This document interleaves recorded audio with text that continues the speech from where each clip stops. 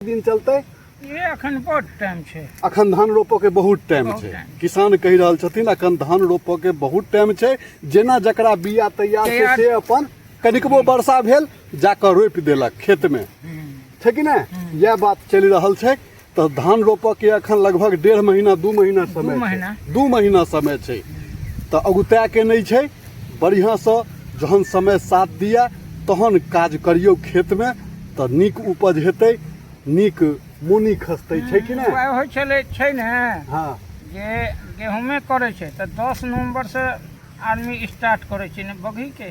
हाँ, 10 नवंबर से हाँ, तो गहूमे होइ छै तो 10 नवंबर से होइ छै स्टार्ट। 1 नंबर जैसे गेहूं भेले, हाँ, वैसे पिछात भेले तो पिछात गेले तो पिछात भेल गेले अथी हाँ, उपज के।